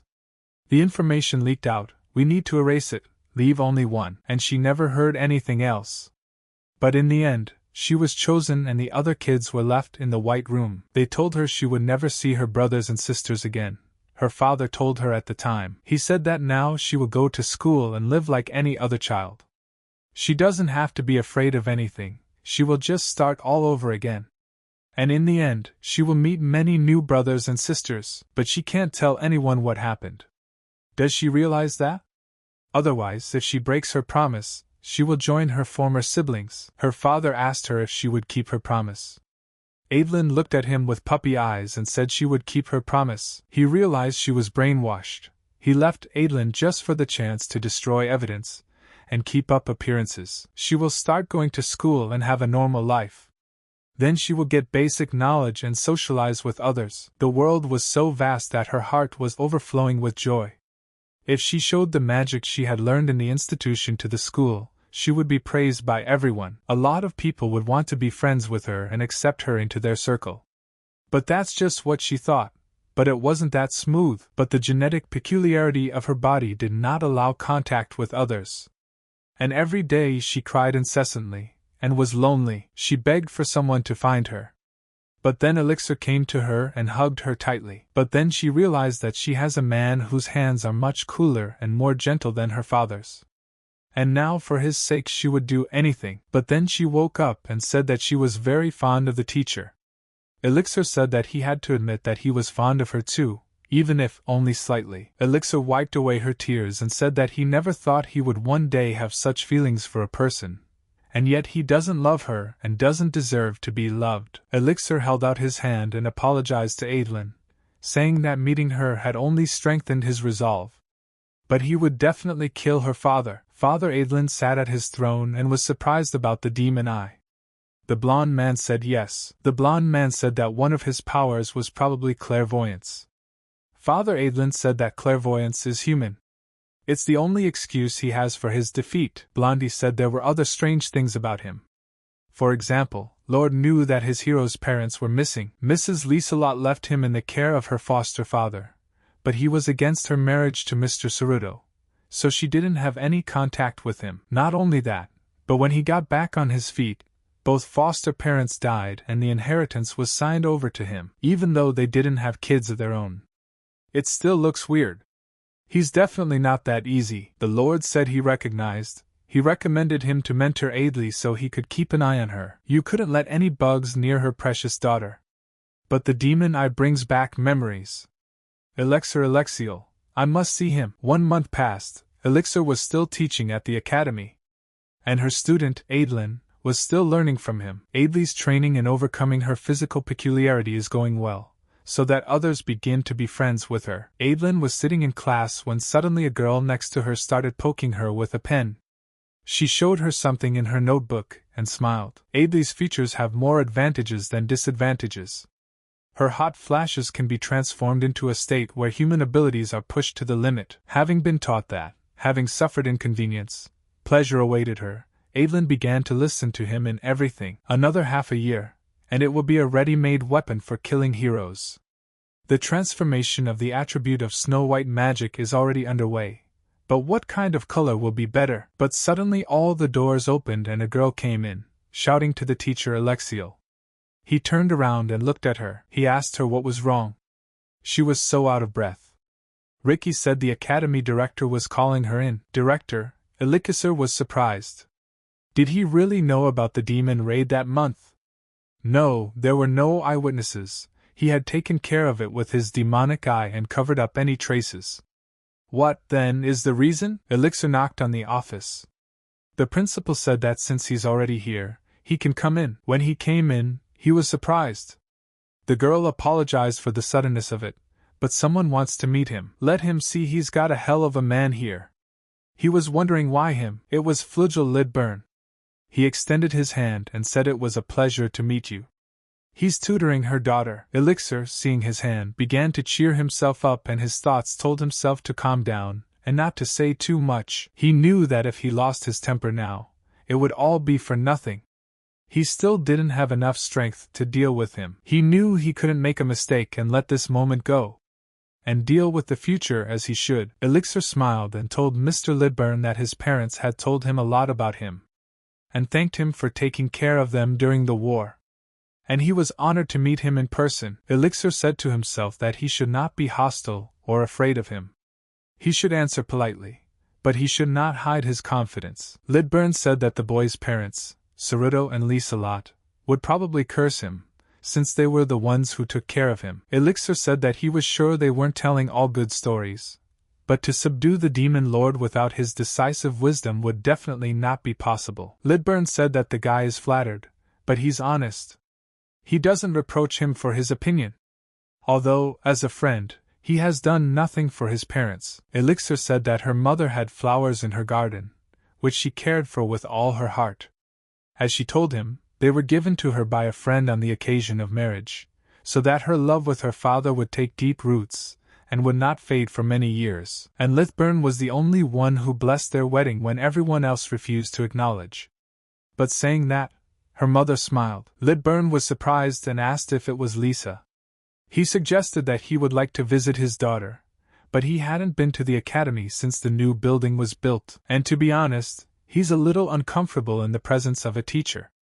Elixir asked if he was talking about the academy director. The principal said that Elixir is his student. He's also the unstoppable president of the academy board, okay? That's how he got his nickname, the Bloody Stern One. Elixir apologized and asked how old the director was. But then Lidburn tried to talk him out of it. He would not tell about the old woman even under the threat of torture. The principal said that Lidburn had already started talking. He realized that they were doing badly and told Elixir to run away quickly. Elixir thought that he must have come to the academy because he had become Adlay's personal teacher. I couldn't believe that he had come all the way to the academy himself. He realized that his decision was a bad one. So he's definitely going to take him off as her mentor. Lidburn said the visit to the academy was related to the selection meeting. He thinks that's what Elixir is thinking right now. Elixir thought he was actually doing well. Now he has to play the role of teacher next and press on with determination. Elixir said he understood that Lidburn was now outraged because his daughter had been recommended another teacher. However, he himself, as a teacher and as an alchemist, saw in her the potential for alchemy. Lady Adlay is a gem for the future of this field. Therefore, he asks him to let her continue to be assigned to him. Lidburn said he thought the kid misunderstood him. He didn't come to the academy for that. Elixir asked if it's really that one. Lidburn said that his parents Saruto and Liselot are still missing. Did they say anything to him? Elixir said no. They only promised they'd be back soon. Why is he suddenly asking him? Does it have something to do with his decision to attend the academy? Lidburn said they had nothing to do with it. He just heard a rumor that Elixir Alexiel uses the demon eye. Neither Saruto nor Liselot could have it. It's mostly transmitted by blood, but yes, there are abnormal cases. But then he went up to the guy and told him his hair was black. Liz is blonde, and so is Saruto. Elixir said that he must be descended from his grandfather on his mother's side. He was told that he was a skilled archer with clairvoyance. 6. Lidburn said that he did have dark hair, which is rare for elves, but this is the first time he's heard of clairvoyance. Elixir said there's a record of it at the foster parents' house. And he was interested in his grandfather? The Lidburn kid asked. He said no, he's not interested in him, he's interested in the guy Elixir. Why is he hiding his demon eye? It would guarantee him a good future in the regular army. Elixir thought long and hard about what to say and said the man was right. Lidburn asked if there was any other reason. Let him say if so. Elixir thought and finally said there was a reason, but not a very good one. He owes his achievements on the battlefield to his clairvoyance, but relying on him too much has been a painful experience. He is a half-elf, and he can't use his eye as well as his grandfather. In the end, due to exhaustion, he didn't prevent the death of his comrades. So he decided to become strong enough not to rely on the power of the eye, and found out that he didn't have any special talent for battle. Fortunately, his efforts were not in vain and came in handy in teaching. By the way, he did not say that he was hiding it, just tried not to show it unless necessary. Lidburn said he realized that the elixir was afraid to use clairvoyance. Elixir said no, let Lidburn introduce. The man who cheats students diligently hones skills, himself boasting a demon eye. But in general, it's not nice and he doesn't like it at all. Suddenly they were silent for a while, not knowing what to say. Suddenly Lidburn started laughing out loud and said it's not nice to brag about the demon eye. What a funny way of thinking. Elixir said he was just born with it, didn't he? Basically, it's like a rich kid bragging to the poorer ones, and considering he's an adult, it's even more disgusting. Lidburn started laughing even louder, and said that he was wrong about disgusting. Elixir said, and why laugh so loudly at it? Lidburn looked at him and apologized. Lidburn said he had some doubts about his identity. He wondered if he was the child of those two. He put his hand on the boy's head and said it was a mistake. He is their son without a doubt. He has both the willfulness of the Lycelots and the stubbornness of Cerudo. If that's the case, he can safely entrust him with his daughter. Elixir was very surprised by his words, but the girl who didn't understand who Elixir was talking to was watching them. But finally she recognized her father, and couldn't believe he had touched the teacher's head. And now he's stroking it. But suddenly he saw Adlay, and he hugged her with a smile. He asked her if she looked better. But then he said that it was not expected from her daughter. Adlay blushed and said that she was a bit embarrassed, not in front of the teacher. Lidburn said he was proud, it's not a bad thing to show it, so he called Elixir to him. Elixir was shy too. Lidburn said the three of them should talk. Is there a sunny spot around here? Is the old courtyard still standing? Elixir said yes, and decided to lead them into the courtyard. Lidburn said he missed the academy very much. After spending the day with Lidburn, Elixir came to his room and didn't understand what was wrong. He looked very nervous and took a glass of water and poured it on himself. Putting his hands on the table, he wondered what the hell was going on. He was suddenly very cold from all of this. After all, Flugel Lidburn has defiled and defamed the demon lord. He is an unimaginably vile man. He raised his own children like cattle and got rid of them if he didn't see their value. But at the same time, his face, Elixir always saw in his dreams, and this time it looked like it wasn't fake. He smiled sincerely, without any falseness. Cruelty and evil, good and pure. It combines everything at once.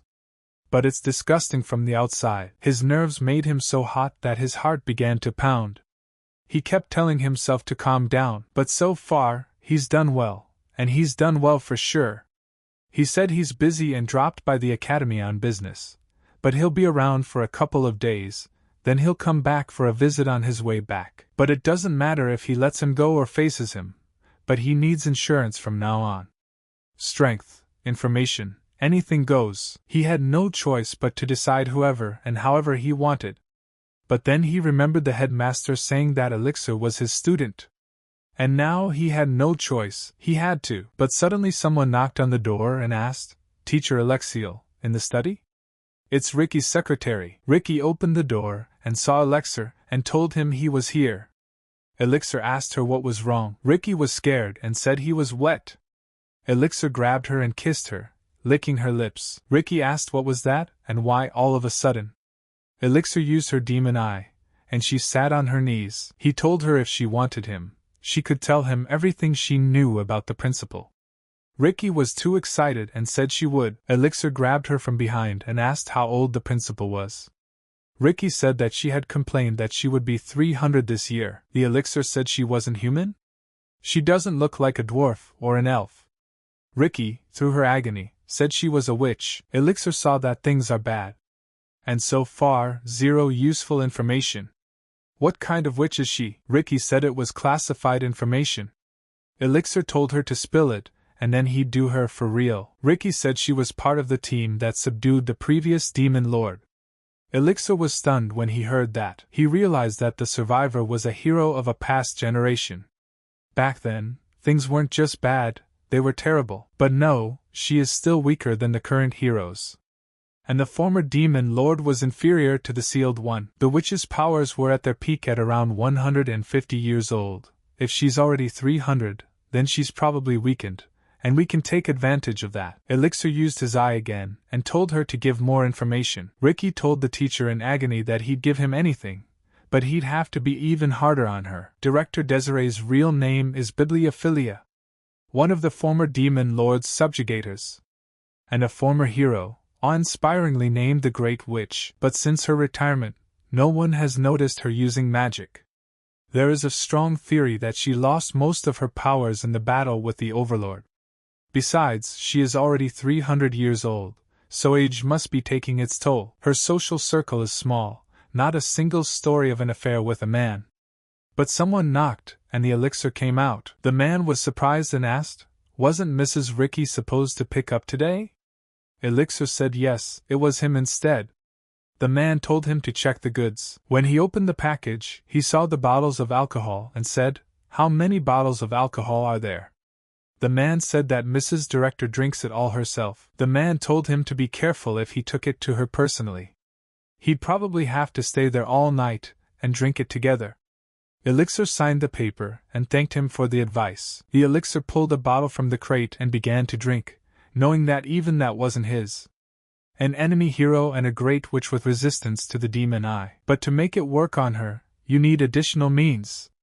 Like this fatal potion, it is a powerful fast-acting drug that significantly reduces resistance to magic and liberates. No taste, no smell. He's sure it's unrecognizable. But suddenly someone shouted out to him and asked him if he was the elixir. And what happened to Ricky? She's going to have another drink with her tonight. Elixir said she wasn't feeling well, so she asked for a switch. The principal said that's it. She thought they'd sit here and unwind a little, but Elixir came instead. So he's her partner. Elixir smiled and said he would be happy to sit with her as long as she needed. So they started drinking together. Elixir licked his lips and holding the glass in his hands said that he had never drunk such a delicious wine before. The principal said it's a good thing Elixir is alcohol resistant. Rika has trouble with it. She gets sick almost immediately. Elixir smiled and told her to call him any time she wanted to drink such delicious wine. The director was surprised and asked Elixir, would he really be okay with it? If he hangs out with an old woman like that, he'll run away from the young one right away. Elixir heard these words and spat out the wine and said that he asked her not to say such nonsense. The principal said, did she really hit the bullseye? But she's really messing with him. After all, Elixir is a good-looking guy, so he must be popular with the students, and the teacher is a naughty boy. Elixir opened the next smile, and said that there is no such thing. He means that Mrs. Director is not an old woman. When he first saw her, he found her very beautiful and attractive. He pretends to be calm, but now they're alone, and the excitement is making itself felt. Elixir asked her if she knew what he was talking about. The principal denies it, and tells him to stop bullying her. She's so much older than him that he can't be serious about it. Elixir said it wasn't. But then he started hitting on her and stroking her lips. Now it's time to take action. There's no former hero anymore. And no great witch. Just an old hag who hasn't had a man in years. The weakening was a success. At this close range, any opponent would be powerless. Using part oblivion and part captivity, she becomes his completely. The effects of the demonic eye of oblivion will make her forget everything she said in 30 minutes. The former hero has fallen, now she's his puppet. He can take them out on his own. But then she clutched him to her chest and told him he was screwed. He underestimates heroes too much. Elixir didn't understand what was happening. He was sure that the demon eye had definitely worked. But then he realized that it was a woman. She was not a human or a witch. She was empty inside. The elixir said she could use the demon eye. Oblivion, captivity, epiphany. I wonder if there's more. This is the first time he's ever seen the same eye be able to activate different abilities at will. But then he realized that he had to resolve this situation at least. And he started to excite her even more. The principal said she doesn't advise him to do that. He should realize that the sound of fighting here will attract other teachers, right? But then she said that if that was the case, she opened the gate. At that moment, A magical portal opened and started pulling him in. Magical hands began to embrace him from different sides and pull him inside. He didn't understand what kind of magic this was. After passing through the magical portal, he found himself in a place that was unfamiliar to him, where it was very dark and the place was built with large pillars. Elixir asked where he was. But then a voice from behind said that he was welcoming the boy into his maze. It was the principal sitting on her throne. She said she was asking him to stop asking such stupid questions. A teacher who teaches magic should have a clue. Elixir looked at her angrily and said it was the quasi-maze. It is the forbidden magic of legendary witches.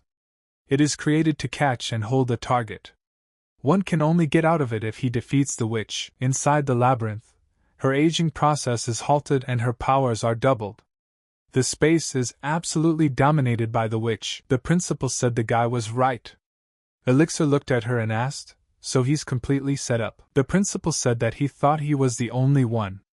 Even though she used a doll, she still fell under his demonic eye of oblivion, and will forget their conversation in exactly 30 minutes. But it's a good thing the witch has a high resistance to captivity at least. Elixir asked, "Didn't she lure him into the labyrinth on purpose?" The principal said yes, but alas, there she was completely defenseless. And then she showed her eye, which is in the middle of her chest. And then she pulls the sword out of her chest. She thought hard and asked why she shouldn't take her frustration out on him. After all, he's in foreign territory. Elixir was angry and didn't want to give up without a fight. At that moment he opened his portal and expressed his cane with it. Elixir didn't hesitate, and used his clairvoyance attack. The principal didn't stay silent either, and attacked him with raging beams. Elixir told himself that he should forget about defeat.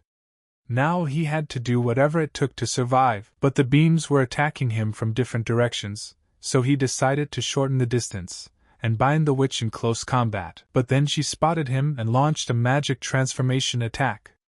And fusion, absolute light. Elixir was very surprised to see this, and froze for a moment. The principal decided to test her attack on him, and attacked him with a beam of light. Elixir was so angry and surprised by the witch's abilities that he took the attack on his cane. The force was so great that he was pushed backwards. But then there was a big explosion.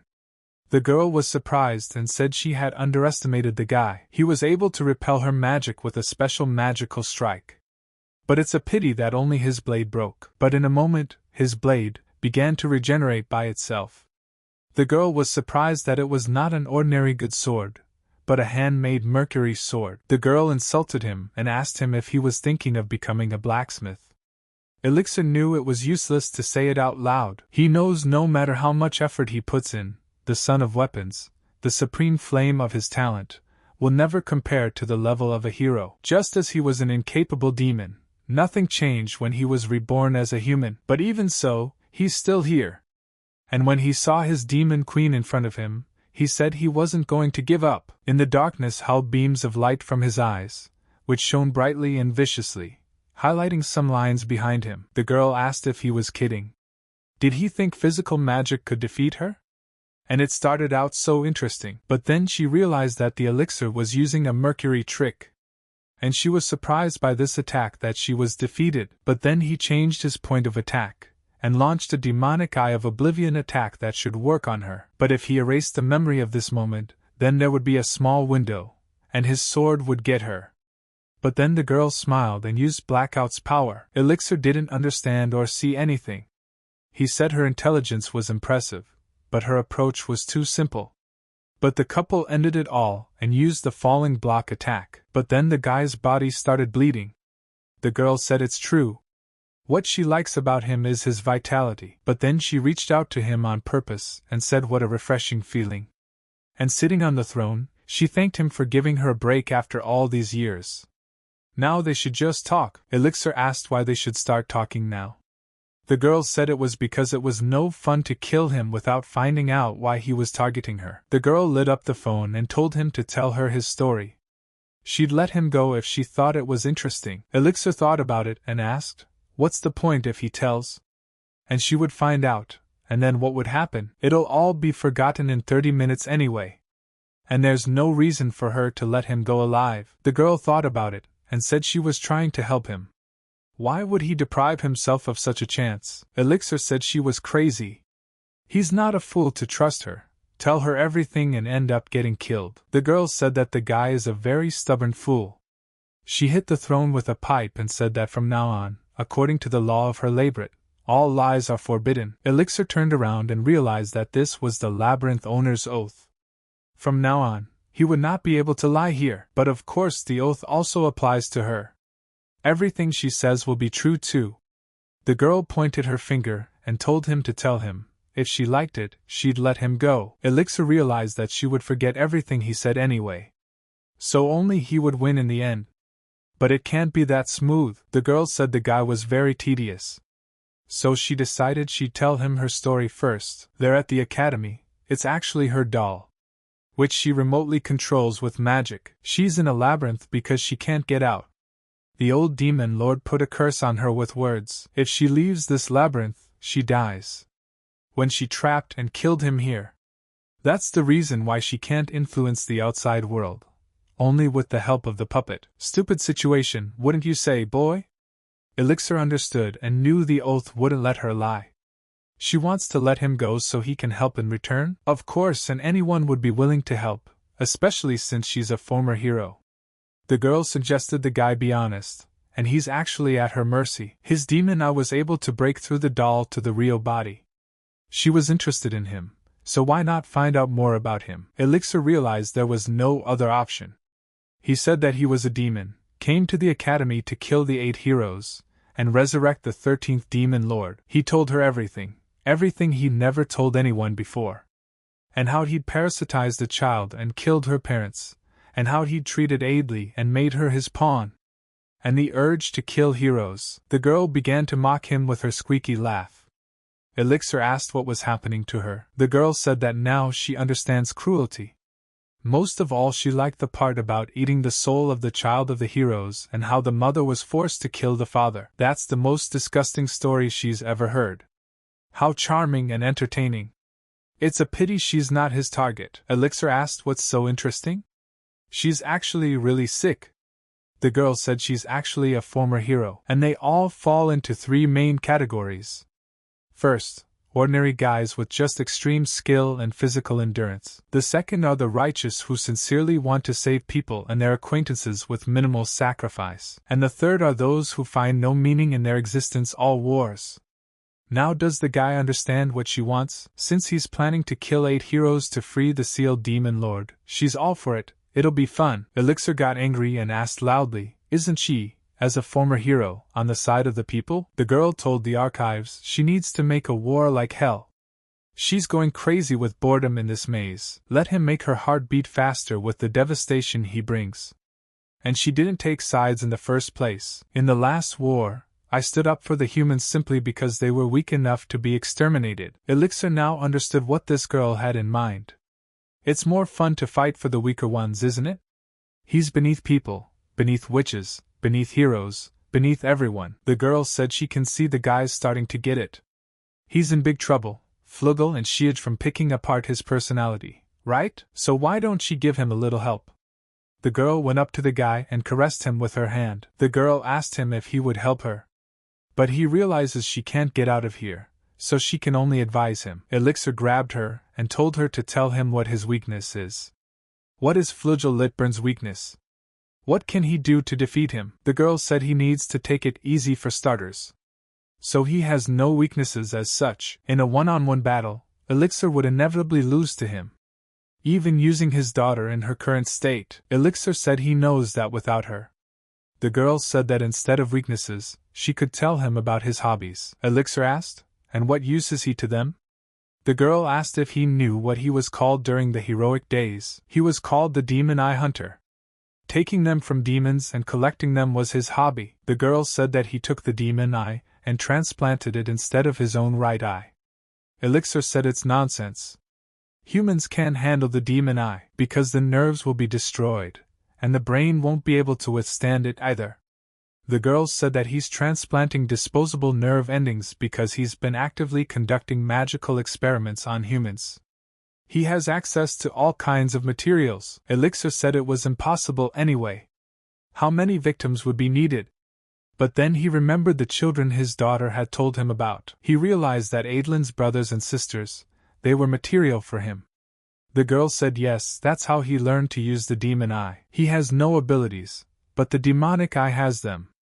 Elixir realized that weaknesses are definitely there and options to use them too. It may be tricky, but it's still possible to deal with him. The girl said he's using the demon eye right now. Fossilization, given that it involves eye contact, that's already his weakness, right?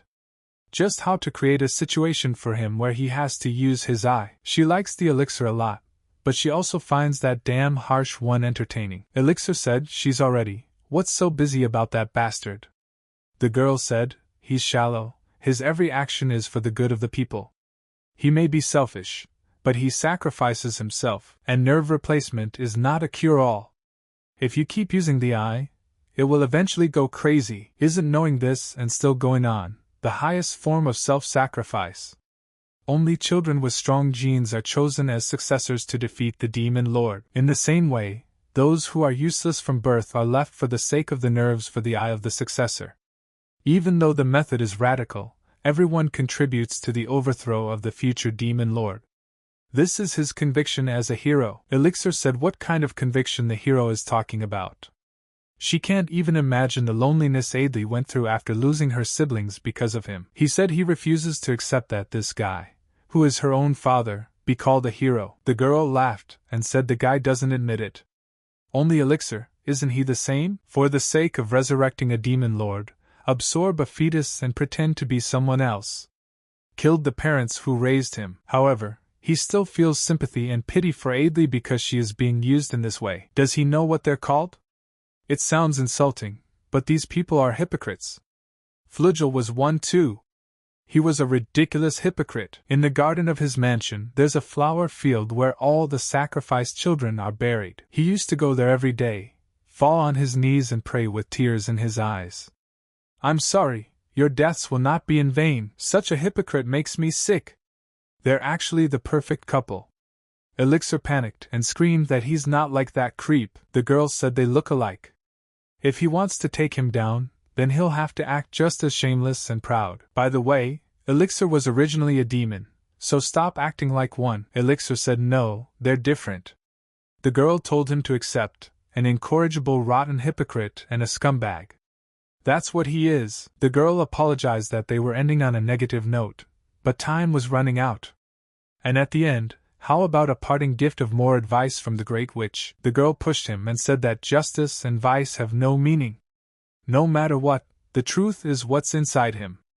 Let him follow his heart. Elixir went through the portal and woke up in the principal's office, where she was lying drunk and asleep. He opened the door carefully and walked out, realizing that it was bad for him to use the demon eye. It put a huge strain on his body. It won't be an hour before he passes out. But he's already hallucinating, and he needs to get to his room fast. But in any case, he didn't get enough information from the principal. He should have gotten more. She had him bamboozled like a baby. This is the true power of a hero. However, the experience was useful. Previously he had vainly thought that he could win alone, but now he was able to accept reality.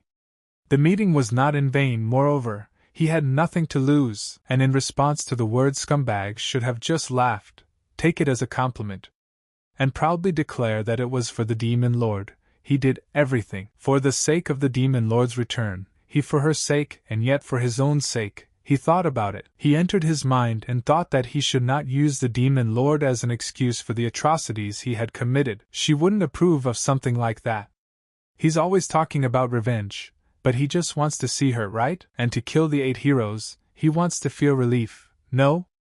But then he's already completely shriveled up and took his hands on his head, because then he'd have something to prove his own impotence.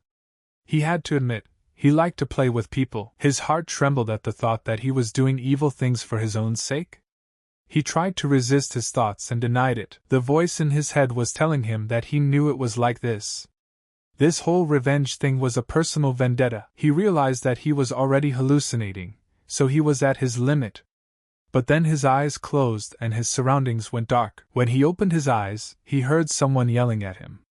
And he saw Adlay's student in front of him. She said she wanted to talk to him, so she waited in her room, But he never came back and she got worried. She hugged him and told him that she was going to pick him up and told him to just stay still. But then she felt that his body was very cold if she didn't take immediate action and warm him up a little. He wondered what he was going to do with this girl. He hugged her tightly and couldn't let go. The girl told him that there was no problem. No matter what happened to him, she would always be by his side. Now he was beginning to realize that the principal was right. He was the worst scum. If he were to censure the evil in that person and detest the goodness, those feelings would boomerang back to him. Now he realized that it seems that they are indeed the same. He has no right to criticize him. He does not have to justify his revenge and justify it to the demon lord. It was also wrong to try to implicate the girl's past. She had nothing to do with his revenge, and if he wants to use her, he should treat her like a tool. Putting aside all guilt and attachment, he had no right to test her from the beginning. He'll exact his revenge himself. Just give in to the warmth of this girl one last time. In rainy weather, a man was digging under a tree, and when he found unidentified bones, he fell to his knees and said that it was really Ceruto and Liselot. He called them friends and said that they had to split up to keep the demon lord sealed, but he shouldn't have left them alone. He apologized and said that if he had looked after them a little better, he decided to bury them in a proper grave. But until then, he asked them to rest here. He put on his costume and said he promised to finish off the bastard who killed and defamed them. This is the oath of one of the 8 heroes, the Holy Knight Flugel. The next morning Elixir woke up in a sweat, and when he opened his eyes he saw Adlyn standing next to him crying. He asked her how long he had been out. Adlyn said it had been 2 days. She told the academy that he wasn't feeling well. Elixir said it's a lot to lay around like this. Adlay told him not to say that someone attacked him like that, didn't she? She said that whoever hurt him. But then she scratched her nose and sneezed loudly before finishing her words. Elixir calmed her down and told her that no one had attacked him. It was just a failed experiment with a new potion. Adlyn said that even a teacher can make a mistake. Elixir said yes, he messed up the mixture, which caused a huge explosion that blew up the lab. He himself was also affected by the explosion, and what's worse, his perfect hair was turned into chaos, and he had to channel all the magic power to restore his hair and laboratory, and not enough to heal himself. In general, he was left without a single grain. Adlyn said she was scared to even imagine. Elixir looked at her and realized how stupid she was. Elixir smiled and said he was hungry. He asked if she could cook something. Adlyn said yes, and she'll do it right. After a while, the girl was doing the dishes, and the teacher was finishing his tea. He says it's very nice weather today. He tells her to get ready to go out. He suggests she skip class and go on a trip. Elixir ordered a carriage with horses and brought her to the most beautiful place. She got out of the carriage and was delighted with what she saw. He said his foster parents' villa is by the lake. Adlyn said it's okay to be here instead of studying. He hugged her and said it's not normal. They, teacher and student, won't tell anyone about it. Besides, she's feeling lust and arousal, right? Adlyn immediately forgot about everything and said that she thought they could swim here in the summer on the lake. Elixir thought and stuck her hand into the lakes, and used heating magic to make her enjoy the moment and bathe. He said, if memory serves, there was a bathing suit in the house. He realized that bringing Adlyn here was not the result of a fleeting desire. A secluded lake couldn't be a better place to fight. This is where everything will be decided forever. Adlay came up to him and told him that the swimsuit had indeed been found, but it was a little small. It doesn't look good on her, does it? Elixir smiled and said that he thought it was extremely indecent. But then she got angry. The teacher said he was joking. It looked good on her. Adlyn climbed into the ood and asked Elixir if he wanted to go for a swim. He said it was fine to sit there, as long as he could see her huge breasts swaying. She climbed under the water and told him he wasn't looking. She snuck up on him and grabbed his arm and dragged him into the water. He looked at her underwater and wondered if he should just run away with her. He dismissed the thought as soon as it occurred. Even if he's forced to break up with this girl, he'll still kill the hero for all it's worth. In the evening, someone entered the teacher's dormitory of the academy and held a knife in his hands, hoping to kill someone. But then he saw a letter on the pillow and squeezed it, realizing that her daughter Adlay was in danger. That night Elixir waited for the girl's father in the castle. Suddenly the door opened and the man who had snuck into his room walked in. The Lord said, "What an oppressive atmosphere. But they have time to talk, Elixir?" The boy looked at him and smiled. Elixir said he understood. The Lord had read his note. The note said that Adlay is with him. If he wants her back unharmed, he should come alone. And he knows what he's done to Adlay and the other children. The Lord said Elixir left it in his room. Like he knew he was going to get in there. Elixir bowed and said he welcomed the hero Flugel Lithburn. And he was actually waiting for him. Lithburn asked where his daughter was. If he gives her up safe and sound, he'll keep him alive. Elixir said he was so obsessed with this particular heiress. Are they done with mass production yet? Lithburn said the guy doesn't know anything. They're his precious children, including Adlay. Elixir said they're just pawns to kill the demon lord. Lithburn looked at him and said that the boy was right. Elixir said that he was using the lives of his own children to achieve a specific goal. Only the last bastard would do such a thing. Lithburn asked, what about him? Why did he kill Ceruto and Liselot? He'd already found their bodies. And only Elixir could be the culprit. The guy realized that even though he had considered this option, he still couldn't believe that he had found out the truth so easily. I wonder how, although it didn't matter now. He called him here with the intention of killing him from the beginning anyway. The Elixir told him that if he found the bodies, he should know why he killed them. The truth that the 8 heroes have been hiding. The sealed demon lord. He took the 2 crystals from his parents. And his goal is to retrieve the 13th demon lord. Lithburn said he understood and he's sorry. And he doesn't care who he is or where he came from. But why is he trying to bring her back to life? Does the boy know how much despair the demon lord embodies? She kills with her presence. With one look she burns everything in black flames. He had seen with his own eyes how much despair that woman had brought, when the people he cared about were not even ashes. No matter how strong the heroes were, they disappeared, unable to do anything. Their efforts, intelligence, talent, bonds, friendship, love overnight were destroyed by the cruelty and ruthlessness of the demon lord. And he saw it, and vowed to avenge the regrets of those whose lives were cut short. Even if he sinks to the bottom of the abomination, he will leave descendants that will kill the demon lord. Such is his duty and justice. Elixir Alexiel answer, does he have the resolve to act against his justice? Elixir stepped on him and realized that this man was pursuing justice, even by brutal means. He is determined to kill the demon lord for the sake of mankind. Elixir said that if he thought that Lithburn was right, then he could be evil. Self-loving evil that knows no bounds. Like he always has been, he just wants to see her again. Lithburn heard these words and began to mock him loudly. He attacked him and told him to die. Elixir repelled his attack and said that his favorite clairvoyant was only with him. But then Lithburn said that no, not only with him. Elixir said that Lithburn is one of the 8 heroes, and he will reclaim the demon lord even if his death is at stake. Elixir saw that Lithburn had taken a drug enhancement. By the looks of it, the dose was unequivocally lethal. Lithburn said that's ridiculous. He didn't think the guy would challenge him with such poor preparation. With his powerful attack, he said that the guy really underestimates heroes and their abilities in battle. At that moment, Lithburn's light was so bright that it illuminated the entire village.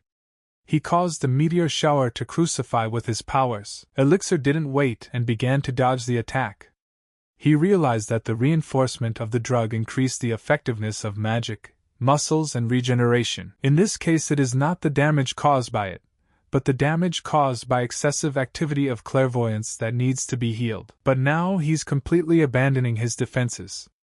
To force him to use his demon eye, he needs to attack and attack and attack. But as he approached for his attack, Lithburn saw it and drew his sword, deflecting his blow. Lithburn said that the boy inherited his mother's enchantment abilities well, but in terms of physical strength, he is not even close to his father. And then he said that he was about to show what Ceruto's swordsmanship looked like.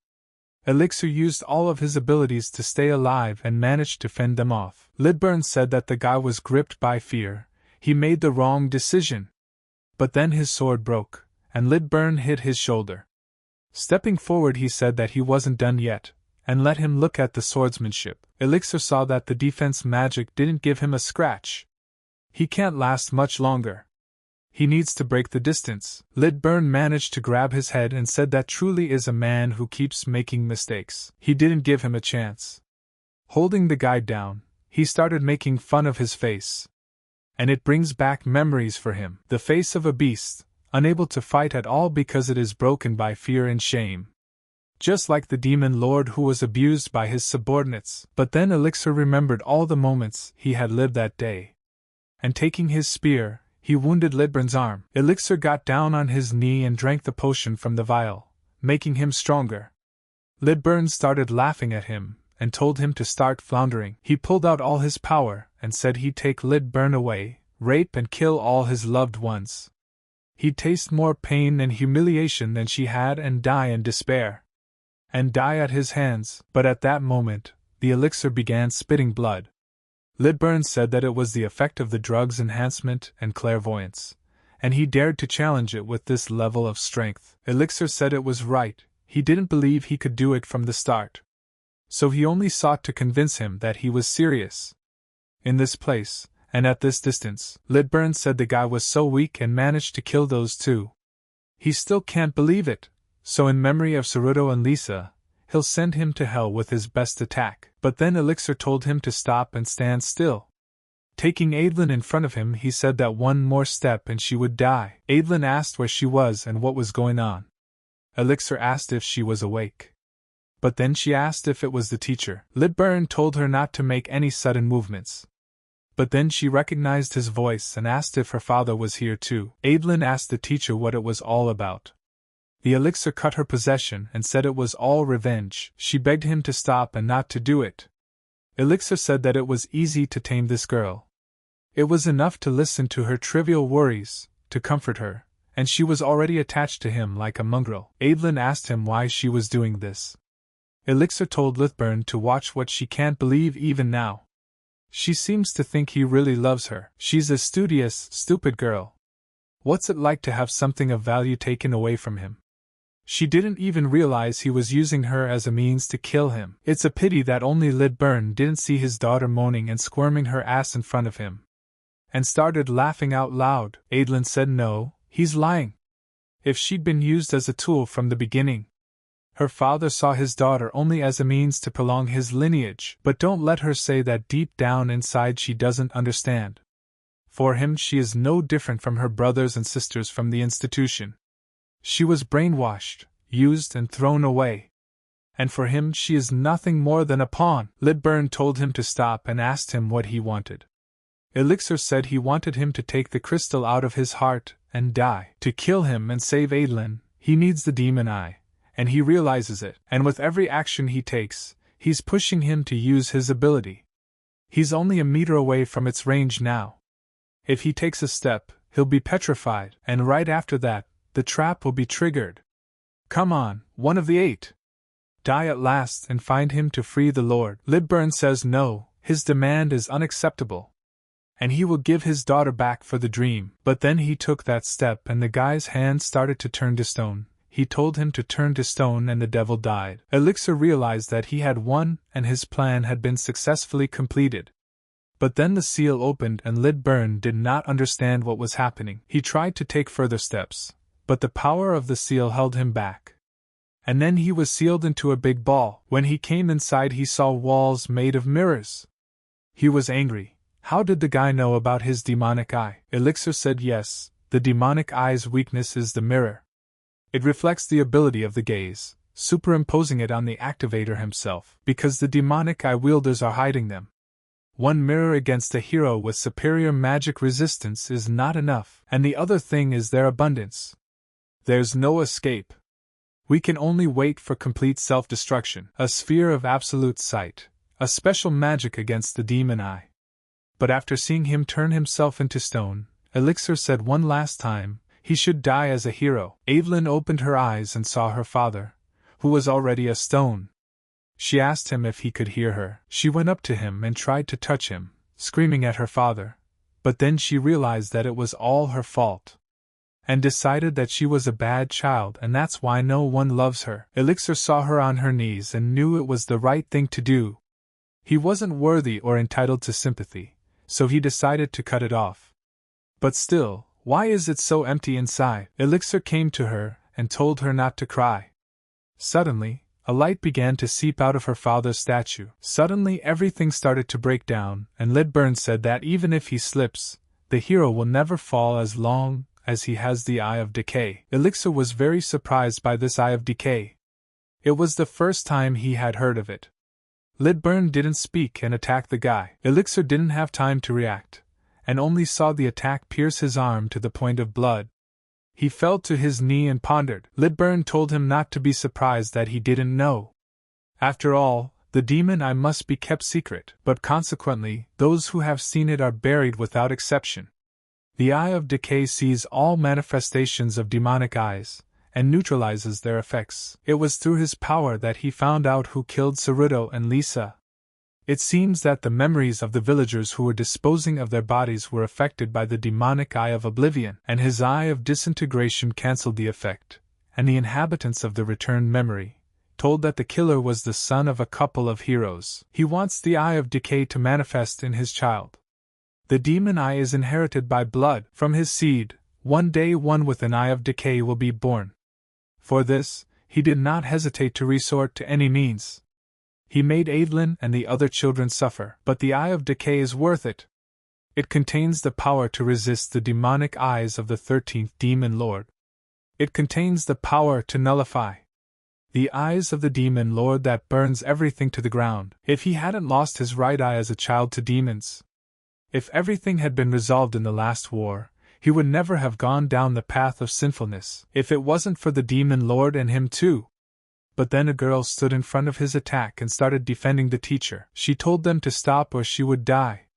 Father, he may not understand, but this is a man she still cares about. Lidburn said he's very glad she's safe. Isn't she injured anywhere? She's a priceless talent who will give birth to a child with an Eye of Decay. She asked that she look at the state of magic power. Let her father look directly into her eyes. But then she looked up and fell to her knees. Lidburn asked what was wrong. She saw that his eyes were purple in color. Lidburn was angry and didn't understand what had happened. He had said that nothing would happen to this attribute. But what the devil, Adlay? He said that she was a mother who should bear him a child. But this is a vicious demonic attribute. This is the color of demons. And then he drew his sword and aimed it at her. But the elixir came and stood in front of her, protecting her life from death. Lidburn didn't wait and attacked. He said the purple attribute only appears in demons. This can't be happening, it's him? He abused her. And her blood and the egg particles inside her. Elixir told him to run. But then Lidburn launched another attack, and the boy covered the girl with his body. He wondered why he wasn't running away himself, but protecting her from her father. And he's trying to keep her safe for all she's worth. He wondered why he felt like he didn't want to lose her. Come to think of it, he was always lost. He realized that he was using others, taking lives, and in the end laughing at them. And yet, somewhere in the back of his mind, something was always nagging. Even if it was an enemy, deep inside he knew that using the family so coveted by the Demon Lord was akin to betraying the very love she had given him. He has no regrets, but nevertheless has thoughts of what the future could be like if he had chosen a different path. What if he had accepted his mother's warmth as her child? What if he had bonded with his father as his child? And what if the child that was to be born had not been devoured by him? He had been human for a long time, and now he had to go all the way. He couldn't make up his mind. Suddenly Lidburn pierced his chest with his sword,